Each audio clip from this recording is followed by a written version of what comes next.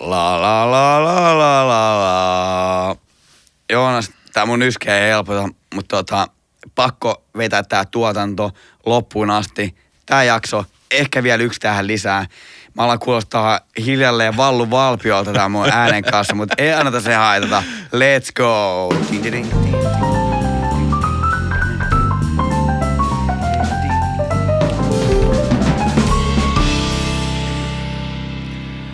Tervetuloa Valokuvauspodcastiin. 3.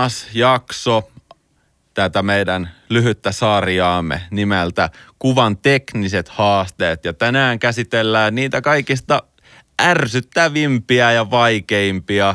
Ne on myös vaikeat selittää.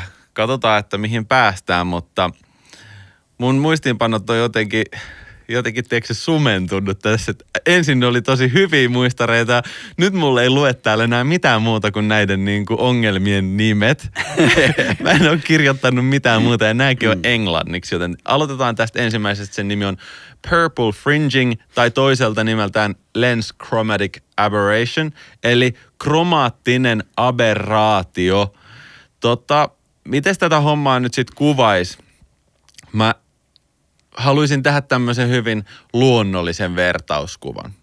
Kun valo kulkee luonnosta kohti kameran linssiä ja sen linssin läpi kennolle, niin eri aallon pituudet sen valon sisällä, eli toisaalta nimeltään eri värit, taittuu eri verran jokaisessa rajapinnassa, johon ne törmää. Ihan rajapinta on se ensimmäinen lasin uloin reuna, sitten sieltä tulee siitä se lasi loppuu, tulee seuraava rajapinta ja seuraava rajapinta ja seuraava. Joissain linssijärjestelmissä siellä on monta lasia siellä linssin sisällä, monta painavaa ja isoa möhkälettä. Pääasiassa kaikissa linsseissä tai kaikissa objektiiveissa on useampia linssielementtejä. Joo, just näin. Ja se johtaa sitten siihen, että eri värit kohtaa kennon ihan vähän eri kohdassa. Silleen, että vaikka puhuttaisiin tietystä nuppineulan piikistä ja siitä piikistä lähtee sitten sinne kohti kameraa se kuva piirtymään, niin tämmöinen purple fringing tai kromaattinen aberraatio on lasista johtuva efekti, missä nyt sitten eri värit vähän eri verran taittuu ja törmää sinne kennoon eri kohdassa. Johtaa siis siihen, että sinne kuvaan piirtyy rajapinnoille esimerkiksi tämmöisiä ärsyttäviä violetteja, värihaamureunoja tai miten näitä nyt kuvailisi. Joo, mä en tiedä, meneekö tämä siihen samaan, on kuullut käytettävän termiä värivuoto. Eli tällaisille kontrastialueelle, että jos kuvataan vaikka silleen, että mä otan susta kuvan, kun me ollaan ulkona ja taustalla on taivas, niin tavallaan tonne sun päälaelle, minne jonnekin paistaa aurinko, niin sinne saattaa tulla just näitä tällaisia violetteja kohtia. Niin tämähän on ihan käytännön tapoja, miten näitä voi korjata. Yksi näistä on, että himmennetään aukkoa. Tämä esiintyy monesti vähän halvemmilla linsseillä. Paremmat linssit, ei välttämättä kalliimmat linssit, mutta laadukkaammat linssit käsittelee tätä vähän paremmin myös isoilla aukoilla. Mutta jos tämä on ongelma, niin me voidaan himmentää sitä aukkoa. Tai me voidaan linssikaupoille. Tai sitten me voidaan käyttää jopa UV-suorintaa. Et tälläkin pitäisi pystyä pikkusen taklaamaan näitä ongelmia. Plus tämä on onneksi aika helppo poistaa myös Lightroomissa. Eli ei tehdä ongelmaa tästä. Vai onko tämä ongelma? Onko tämä korjattavissa? Tämä on korjattavissa. Joo, mutta oikeasti tämä on ihan mielenkiintoinen ongelma. Me kohdataan tätä siis huomattavan usein. Tämän valon hajaantuminen tai taittuminen tai miten tätä sanoisi, hajonta, taipuminen, sitä kutsutaan dispersioksi. Ja se on tosi tuttu kaikille esimerkiksi semmoisesta prismakuutiosta, mikä luo sateenkaaren värit, kun valo tulee siitä läpi. Ja mä sanoin just sen taikasanan.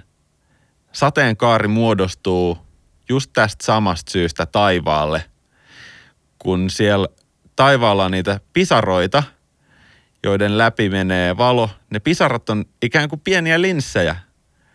Ja sitten se taipuu, se valo jokaisesta pisarasta niin, että eri värit taipuu vähän eri verran. Sen takia ne värit menee sinne niin kuin vierekkäin, eikä ne mene samaan kohtaan. Ihan tismalleen sama ilmiö tapahtuu objektiivin linssijärjestelmässä. Ja sitä tosiaan kompensoidaan, isoin vastuu jää niille insinööreille, koska ne suunnittelee objektiiveihin semmoisia linssejä, joissa nimenomaan linssin tai objektiivin sisällä vähän niin kuin kompensoidaan seuraavalla lasilla edellisen jotain valon taipumista väärällä tavalla tai silleen, että mitä laadukkaampia laseja sinne saadaan sisälle, niin sitä enemmän se linssi maksaa. Se on hassua, miten mä puhun aina linsseistä, vaikka se on objektiivi, mutta kaikki varmaan tajuaa. Se on kansankieltä kuitenkin. Se on kansankieltä. Joo. Oikeastaan ei tarvitse olla edes valokuvaa, niin linssit on objektiiveja ja linssit on linssejä vaan. Joo. Ja kuten sanoin, tälleen käy ihan kaikissa rajapinnoissa, niin kuin järven veden rajapinnassa, sen takia, kun seisotaan laiturilla ja nähdään metrin syvyydessä oleva avainnippu jossain kohdassa. Katsotaan niin kuin sitä vettä ja nähdään se avainnippu. Ja sitten jos koitetaan tökätä kepillä sitä avainnippua, niin sä itse asiassa tökkäät aika pitkälle ohi, johtuen just siitä, että se valo on taittunut siinä rajapinnassa todella paljon. No siinä kohtaa ei tietenkään nähdä sitä värien eri taittumista, mutta hyvillä kameroilla tällaiset virheet rupeaa tulee esille. No niin, ja tiedätkö mikä on mun kikka numero 1 tämmöisen välttämiseksi tai tämmöisen korjaamiseksi? No, anna tulla. Kuvan jälkikäsittelyssä voidaan esimerkiksi taittaa violetit sävyt takas siniseen päin, joten jos on kuvattu luontokuva, missä sitten on lehdistä tai oksista se taustan sinisen taivaan päälle dispersion takia piirtynyt vaikka violettia reunaa jokaiseen lehteen ja oksaan. Katsotaan rehellisesti, että ok, tommonen sävy on täällä ja sitten, että mikä on taustan sävy, no se on sininen. Käännetään sitä vähän sinne päin, se sulautuu tosi mukavasti. Ei mitään ongelmaa. Noniin. Seuraavana meillä on coasting, eli tällaiset niin haamukuvat, eli tavallaan se kuva otetaan niin kuin 2 kertaan. Joonas, mistä tämä johtuu? Onko tämä nyt se, että mä oon ylivalottanut sut ja sä tulet kummittelemaan mun luokse vai mistä tässä on oikein kyse? Onko mä ottanut vahingossa 2 kuvaa vai mitä tässä tapahtuu? Joonas, miksi mun kamerassa on 2 kuvaa samassa kuvassa? No se ghosting on enemmänkin yhden kuvan sisällä tapahtuva ilmiö, jossa valo on vaikka poukkoillut objektiivin sisällä. Että se ei suoranaisesti tarkoita sitä, että jos saatat 2 kuvaa, niin edellisestä jäisi jotain muistoja siihen seuraavaan. Että sieltä jäi se haamu pyörimään tonne johonkin sohvan taakse. Ei noin päin, vaan just nimenomaan niin päin, että siellä on taas joku heijastuma tai valoläiskä semmoisessa kohdassa, missä ei todellakaan pitäisi olla mitään. Just niin kuin haamut on silleen, että miksi tuolla on tommonen hähmänen valojuttu. Tämä oikea ongelma ghostingin kanssa on, että niitäkään ei voi tavallaan palauttaa jälkikäteen. Sä voit tietyssä mielessä tummentaa jotain vaalennutta kohtaa, mutta aina kun se valo heijastelee esimerkiksi objektiivin sisällä, niin se itse asiassa vähentää sit lopputuloksessa kontrastia just siitä samasta kohdasta, että se niinku korjaaminen on ihan uskomaton työ. Jos edes jos lähtee korjaamaan vaikka flaree manuaalisesti niin kuin käsityönä, sekin on ihan kamala duuni, ihan totta. Ei se varmaan koskaan onnistu täydellisesti, ellei ole neropatti jonkun Photoshopin kanssa. Ja varmaan jollain tekoälytyökalulla. No vois olla, joo, tekoälytyökalulla. Mutta mä oon miettinyt, että miten tätä voisi joskus käyttää hyödyksi ja tulin ostaneeksi semmoisen lens flare packin. Että tavallaan jos irrottaa linssin ja haluaa nyt tutkia, että miten näitä ghosting-ilmiöitä voisi luoda itse, niin kannattaa kokeilla kuvata silleen, että linssi on sulla irti rungosta ja sitten sä pistät sitä vähän kiinni ja vähän raotat eri reunoista ja kuvaat erityisesti pimeässä huoneessa jonkun yhden valolähteen kanssa. Siitä tulee tosi eeppisiä efektejä ja videotuottajathan on käyttänyt pitkään tämmöisiä light leak-nimisiä efektejä.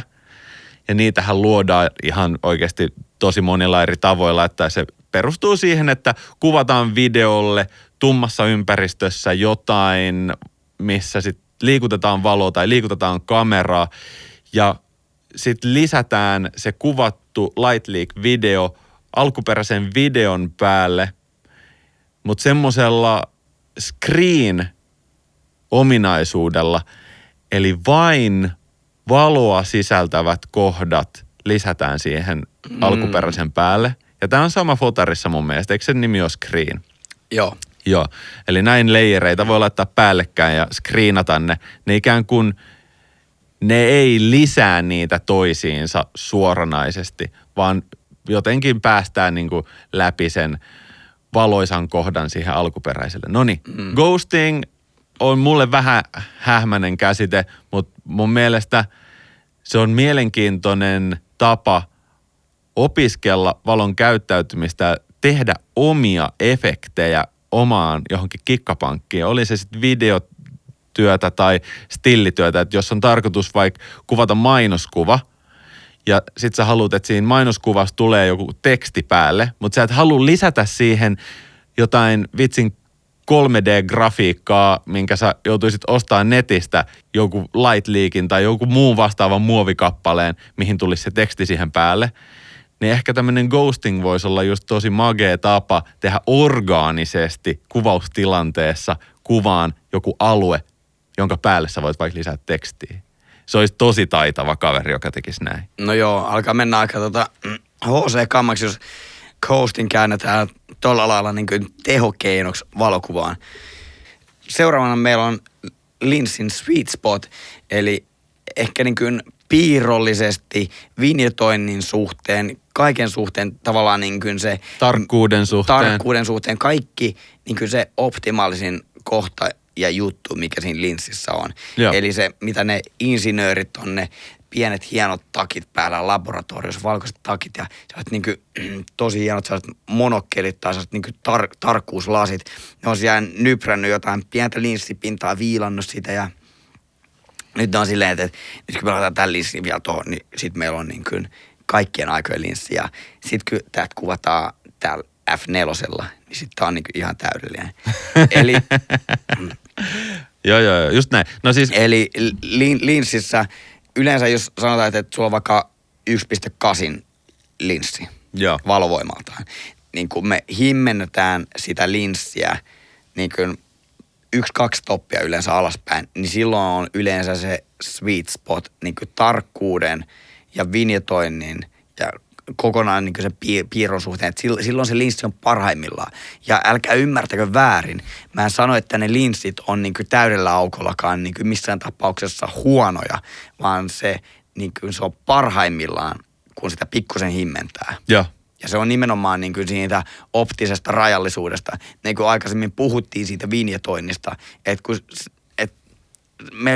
me ollaan mahdollistettu, tai me ei olla mahdollistettu, vaan ne insinöörit on mahdollistanut sen linssin laajuuden, sen polttovälin laajan pään, niin ja kun ne insinöörit on mahdollistaneet meille sen laajan polttovälin, niin siinä on joku trade-offi sille, että se vähän vinjetoi tai se piirto ei ole välttämättä parhaimmillaan, jos puhutaan zoomilinssistä.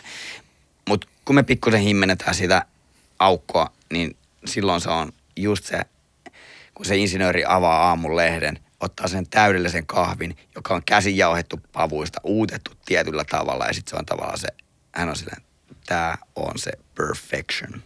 Mä kuulin, että Helsingissä voi ostaa kahvikupi, joka maksaa 40 €.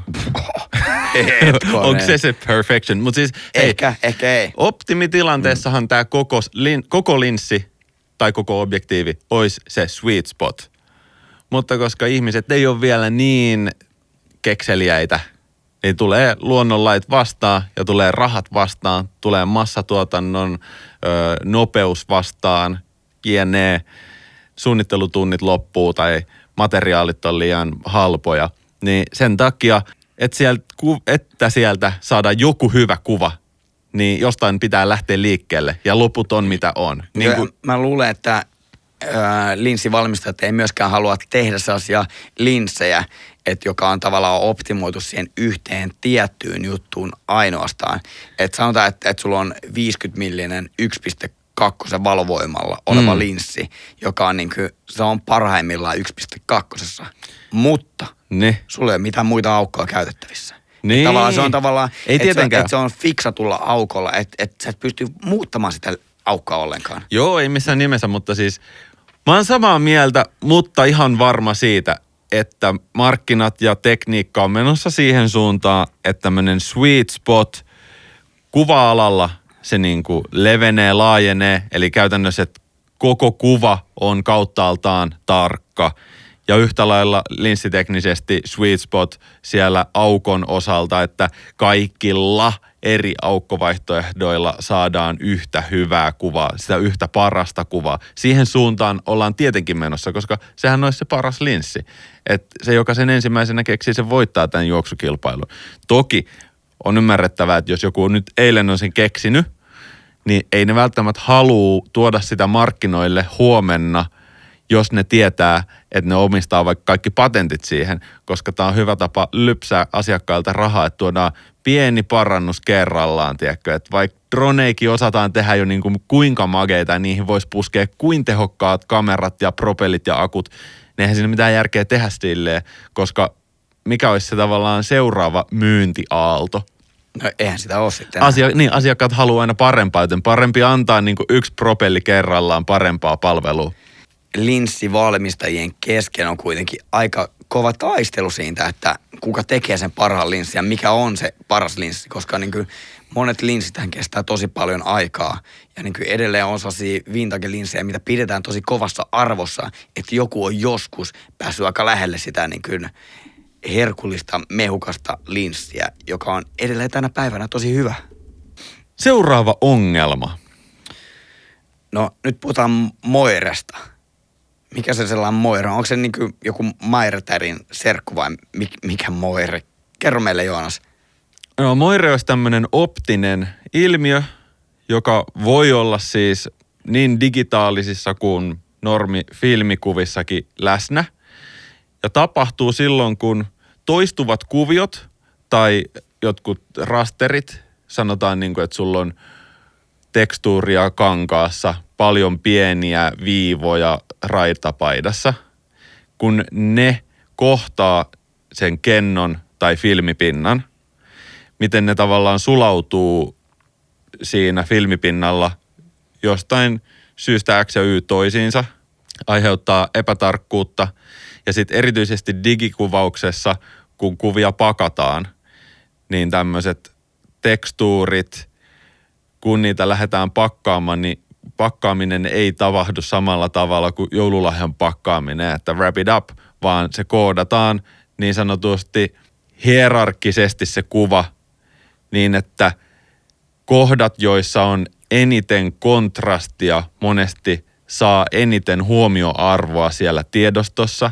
Nyt jos sulla on tiukkaa mustavalkoraitaa paidassa, niin sehän on aika sekamelskasille pakkausalgoritmille ja se miettii koko ajan, että mikä kohta täältä pitää koodata tarkasti ja mikä ei, milloin väli, millä on ylipäänsä väliä ja millä ei. Niin just tekstuurit aiheuttaa vaatekappaleet on tosi tyypillinen. Mikä tahansa verkko, harso saattaa aiheuttaa tämmöisiä. Ja Moirestahan pääsee eroon vaihtamalla siis vaatteita. Sen takia jossain niin kuin TV- ja filmituotannoissa on ihan erikseen kielletty, että älä tuu sitten tänne semmoisessa vaatetuksessa, missä on paljon tiheitä kuosia tai jotain ruutuja tai raitoja. Tai sitten voidaan käyttää jälkikäteen tämmöistä Moiren poistoa, joka pehmentää itse asiassa vähän niin kuin dekoodaa sit sitä takaspäin. Se tunnistaa kuvasta, että tässä kohdassa on lähtenyt lainehtimaan nämä reunat ja rajat ja kontrastit. Kontrasti on useimmiten se, mikä siinä eniten rupeaa aaltoilemaan ja muodostaa jotain ehkä ympyrää, ehkä jotain muita tämmöisiä. Se on monesti vähän sellainen Aaltomainen kuvio, mikä siihen tulee. Niin, ja se ei välttämättä ole kauhean silleen helppo aalto. Se voi vähän niin kuin pyöriä siellä sen mukaan, miten se pinta siinä kuvassa on sattunut olemaan. Joo, ja tämä sama ilmiöhän on, jos sä otat valokuvan tai videokuvaa vaikka tietokoneen ruudulta, missä on pikseleitä. Että kun sä mainitsit noin raidat, niin tämä sama ilmiö tapahtuu myös pikseleillä, koska nämä on pieniä pisteitä. Joo. Niin miten tämän saa niin kuin kuvaustilanteessa taklattua, niin se, että defokusoidaan aavistuksen verran. Eli jos meillä on fokus otettu johonkin kohtaan, niin pidetään se fokus manuaalilla ja mennään ihan pikkusen taaksepäin tai pikkusen lähemmäs silleen, että sama mitä sä sanoit, että miten se hoidetaan niin kuin jälkikäsittelyssä, että se ikään kuin, pehmennetään. Että silloin kun se ei ole tarkennettu kohdilleen, niin silloin sitä efektiä ei tule. Joo. Siinä voidaan käyttää myös semmoista tosi hienojakoista niin kuin hajautussuodinta, mikä pistetään objektiivin päälle. Tai vaihtoehtoisesti käytetään mahdollisimman suurta aukkoa. Yleensä moiree tapahtuu enemmän, jos aukkoa pienennetään. Kannattaa kokeilla kotona vaikka verhojen kanssa tai sitten tietokoneen ruudun kanssa. Tosi ärsyttävä ongelma oikeasti. Siitä ei ole mitään hyötyä tässä maailmassa. Se on vähän niin kuin, tiedätkö, mäkäräiset. Mäkäräiset, se on kyllä niin kuin maailman suurin vitsaus, että ne pitäisi kyllä poistaa tästä maailmasta. Onkohan niistä oikeasti mitään hyötyä yhtään kellekään? Noniin, seuraavaksi meillä on Joonas Kooma, eli Komeetta. Joo. Ja mäkin alan olla pikkuhiljaa aivan komeetassa. Joo. Sä oot yksi komeetta. Okei, komeetta on siis ihan tämmönen koma, englanninkielinen tekninen sana, mutta viittaa komeettaan. Itse asiassa se on valokuvassa siellä kuvan sisällä jonkun kirkkaan asian läheisyyteen piirtyvä tämmöinen niin kuin komeetan jana. Okei, eli niin kuin, voisiko tätä käyttää vaikka tähtikuvauksessa hyvin esimerkkinä. Enkä puhu nyt tähden lennoista, mutta jos kuvataan tähtiä, niin kuvan reuna-aloilla olevat pisteet muuttuukin sellaisiksi vähän ovaalimallisiksi. Joo. Eli linssivääristymää kuvan reuna-alueilla. Kyllä. Ja nyt tästä yhtälöstä poistetaan se, että me ei olla valotettu sitä meidän kuvaa liian pitkään, vaan meidän kuvan keskialueella tähdet on pieniä pyöreitä pisteitä ja reuna-alueilla venyneitä. Joo, ja tätä ei oikeastaan muuten korjata kuin käyttämällä mahdollisimman taas pientä aukkoa, jolloin ne reunojenkin kirkkaat kohdat on mahdollisimman tarkkoja ja kontrasti kohdentuu oikein myös sinne kennolle. Voi myös jälkikäsitellä näitä komeettoja pois. Mitäs muuta? Käytetään laadukkaita objektiiveja. Tämä on vähän tämmöinen linssitekninen ärsyttävä asia, mutta hei, maailma on täynnä komeettoja. Joo, tämä johtuu kuitenkin niin kuin objektiivin optisista ominaisuuksista, niin käytännössä sille ei voida niin kuin tehdä oikeastaan muuta kuin himmentää sitä aukkoa tai sitten jälkikäsittelyssä poistaa sitä vääristymää, jos sekään auttaa. Mutta verrattain pieni ongelma kuitenkin, kun puhutaan kuvan reuna-alueella olevista pienistä asioista. Loppua kohden. Field curvature on tämmöinen tarkennukseen liittyvä erikoinen ongelma. Joo, kyseessä on siis ongelma, että kuva ei ole tarkka kaikkialta. Ja nyt ei puhuta siitä syvä epäterävyydestä, eli bokehista, vaan se, että jos otetaan maisemakuva, jossa meillä on tarkennus jossain kaukana, niin se vuori siinä meidän keskellä onkin terävä, mutta sieltä toisesta reunasta esimerkiksi yhtäkkiä se onkin epätarkka. Joo. Aika määlsä juttu mun mielestä. Joo, ja mä muistelisin, että mulla on joskus käynyt näin jollain vanhalla 24-70 linssillä ja se tuntui olevan sellaista kroonista. Mä olin varmaan oikeasti täräyttänyt se johonkin. Mä en tiedä, että mistä tämä tauti sai alkunsa. Joku paha infektio iski mun objektiiviin. En käyttänyt ehkäisyä. Minkäs teet? Joo, nyt maksat sitten kovaa hintaa siitä. Mä tein aikoinani oman makrolinssin. Eli mulla oli kertakäyttökamera, minkä mä kuvasin sen rullan siitä ja käytännössä tuhosin sen kameran. Otin siitä sen pienen muovisen objektiivin, joka on siis hyvin pieni. Ehkä sentin 2 halkasijaltaan. Sitten mä otin, olisinko mä tilannut yli AliExpressistä aikoinaan runkotulpan. Mä vaan vedin sen jollain kontaktiliimalla tai jeesusteipillä, mustalla jeesusteipillä siihen lenscapin, sen kertakäyttökameran linssin. Ja se on hauska linssi siinä mielessä, että sulla se toimii. Sä saat sillä valokuvia ja se tarkennusetäisyys on tosi lähellä. Ja siinähän tämä ilmenee, että jos sä laitat sen millinkin vinoon sen yhden ainoan linssiobjektiivin, tai siis linssielementti, mikä sulla siinä on, niin sit se näkyy silleen, että sun toinen reuna kuvasta on ainoastaan tarkka ja toinen on ihan mitä sattuu. Että sun saattaa olla sellainen todella kapea syväterävyysalue, mikä sulla on siinä käytössä. Jos haluaa joskus leikkiä, niin kannattaa ehdottomasti kokeilla tehdä oma linssi. Tai sitten täräyttää sen 24-70 johonkin kallion reunaan niin, että se menee pysyvästi vähän vinoa johonkin suuntaan. Mun mielestä oli... Sen jälkeen käy kuvaa muutamat taidekuvat ja sit soittaa vakuutusyhtiö. Mä haluan uuden linssin. Me ei myönnetä mitään. Siis itse asiassahan nimenomaan käytetään hyödyksi taidekuvaamisessa. Ja vähän ehkä haastavaa lähteä semmoista just tietynlaista field curvature-efektiä hakemaan, että se useimmiten on mitä on, koska sä et kuitenkaan halua kopeloida sun omaa objektiivia. Mutta ei sitä onnistu se tilt-shift-linsseillä kanssa. Mä en ole koskaan päässyt kokeilemaan tilt-shift-linssejä, mutta mä oon ihan varma, että tämmöisissä uusissa rungoissa, missä kuvaaminen on mahdollistettu niin, että linssi ei ole kiinni kamerassa, jos sen vähän irrottaisi ja sinne vähän laittaisi jotain paperia väliin. Sen ei tarvitse mennä kauhean kauas. Ihan vaikka niinku millin puolikas tai jotain, niin heti löytyy tätä efektiä. Nyt kuuluu kysyä, että uhka vai mahdollisuus, niin mä sanon ehdottomasti uhka. Äkä nyt meikö laittamaan sinne linssiä kameran väliin, älkä mitään paperia. Nyt on 3 jakson verran käsitelty kuvan teknisiä haasteita. Toivottavasti tästä oli jotain hyötyä kuuntelijoille, oli myös itselle. Nämä ei tietenkään loppunut tähän, vaan mehän voitaisiin joskus tehdä ensi vuonna seuraavaksi vaikka haasteet ohjauksessa, haasteet editoinnissa, kaiken maailman haasteet ja ongelmatilanteet tuoda niin kuin, ihmisten ilmoille. Ja totta kai nyt kun ollaan innostuttu tekemään näitä videolle, niin ehkä tähän pitää lytätä sitten päälle vielä jotain kuvia, niin siitä videosta on oikeasti lisäarvoa. Joten hei, jos satuit kuuntelemaan Spotifyssa, niin käy iskee meille yhdet peukalot YouTuben puolellakin. Pistä vaikka kanava seurantaa, eli Valokuvauspodcast löytyy nykyään myös YouTubesta.